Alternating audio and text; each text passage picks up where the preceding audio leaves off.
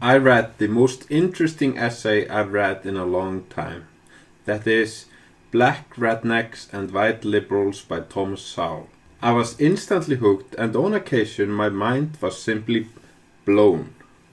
In the book, Sowell explains that the culture of the southern United States derived from Scottish culture.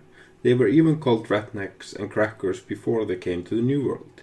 He cites sources that show that Scotland had a very violent culture. For example, it included hand-to-hand fighting in which ripping off the testicles of a person, ouch, was not even considered off-bounds. A memorable story he recounts is that of a duel in the southern United States where one of the duelists had been shot in the thigh and was lying on the ground. The man that shot him proceeded to take up a bowie knife and slit his throat in front of the whole town. They did not condemn this, in fact they celebrated it, and it advanced his social position, if anything.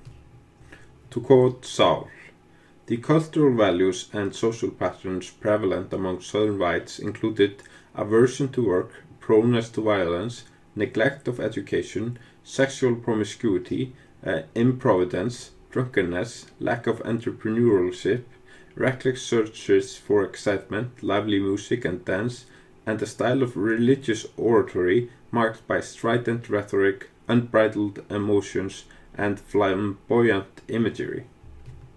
Sowell points out that this dysfunctional culture was adopted by blacks and is now primarily maintained in black ghettos. This is where my mind was blown. I never heard such a hypothesis, that blacks adapted Scottish culture of all cultures, which formed the base of southern culture, and how dysfunctional it is. This point is addressed in this interview with Hunter Matz on the Joe Rogan Show. What is the environment that created that southern redneck culture? And the environment, it turns out, is herding, right? So raising sheep, raising goats, and all that sort of stuff. Because most of the people who are in the South originally came from the Scots-Irish. And when you look at herding cultures around the world, they all have certain traits in common, right? So if you're a herder, you have a big, big problem. And that big, big problem is property rights. So if you're a farmer, there are clear boundaries on my land. Now, there are ways you can try and fuck me. You can try and move the boundary stones on my land slowly into your field over. But, you know, what we usually have is we have some sort of government. There's a local town official that we go to, and he is responsible for policing the boundaries. And so towns would do things where, you know, you would essentially all get together and we go walk the boundary stones. And we make sure that none of those boundary stones had moved. So the intuition of people from the North, Puritans, people like that, is if we have a problem, we go to the government. We resolve it through the government, right? In the environment of herding, you can come over and you can steal my sheep. And you can mix the sheep in with your flock, and I have no way to prove which sheep are my sheep. So we evolve things like branding, right? Where I have a brand, I put it on my sheep and all that sort of stuff. But there's another strategy that is used that evolved before branding. And that earlier strategy is being a crazy motherfucker. You establish a reputation as the kind of guy that you don't fuck with. You come on my land, I kill you. You touch my sheep or my women, I fucking kill you.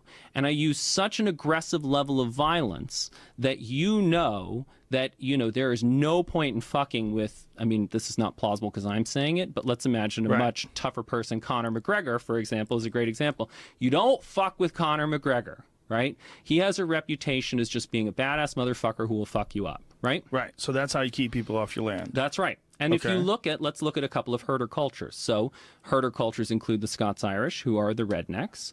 Herder cultures include the Mongolians, right? The Mongols, notoriously a very gentle, peace-loving people, right? And they include the Bedouins, who are the Arabs, right? Who had camels and all of that sort of stuff. And you'll notice that there is that same use of violence. A very good YouTuber that goes by the name Just Thinking Out Loud, but her name is actually Desiree, commented on this book. I recommend her channel because she is articulate and insightful. Her comments are especially relevant since Sowell compares American blacks to Caribbean and African blacks, which fare much better in America than American blacks. Anyhow, so I'll just talk about the things that were interesting to me.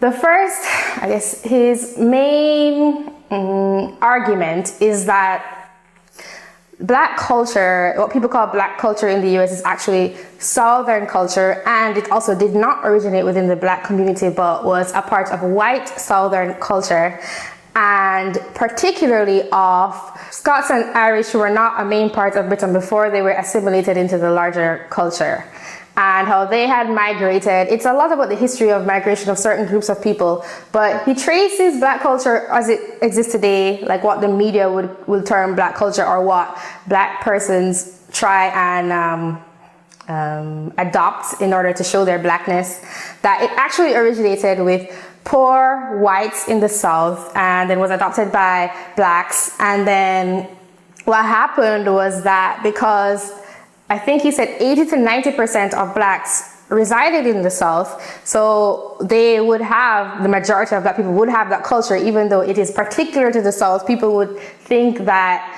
seeing them migrate later on up into the North, that's being black, but it was actually black persons in the South, and that their migration upwards into the North actually disrupted a lot of social interaction that was already going on between Northern blacks and Northern whites, and that there was less segregation at certain times in the North before Southern blacks migrated, especially into the cities, and then the perception of whites changed according to how they were seeing the majority of black people behaving, and that when that migration first occurred, I can't give you the exact date, so when that migration first occurred, most people, including blacks from the North, were sort of appalled at the behavior of the black persons. And another thing he really stresses is how a lot of the descriptions that people would use the term blacks, like being ghetto or vulgar, or in terms of sexuality and how open they are with it, that was actually something that was used to describe poor whites from the South, or poor whites from certain parts in the world that I can't name right now because I don't remember. And that people, I think a part of what he was saying was that people form their opinions based on how people are behaving, but he was saying that a very painful part of how the world, I guess, Americans view black Americans today is that what persons consider black culture actually originated in white culture, which is like, whoa, that's like turning everything on its head.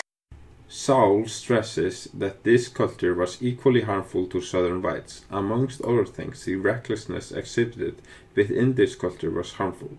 It materialized in behavior such as racing steamboats down the Mississippi, which would explode on occasion after passengers asked captains to solder down pressure valves so that the boats would go faster, which sometimes resulted in the steamboats exploding.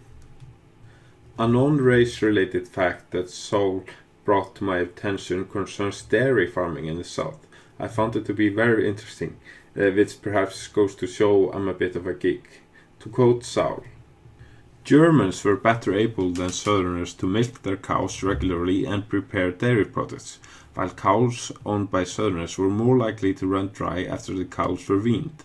A contemporary observer said that even Southern farmers with many cows will not give themselves the trouble of milking more than will maintain their family. As late as the 1930s, a scholar studying the geography and economy of the South wrote, "The close attention to duty, the habits of steady, skillful routine, accepted by the butterfat producers of Wisconsin, as a matter of fact, are traits not present in Southern culture."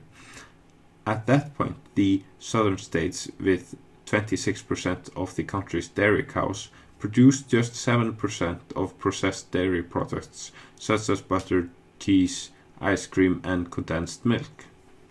This was a very interesting essay. In fact, it's one of the most interesting things I've read in a long while. I'd really recommend it to anyone that's looking for a good and informative read.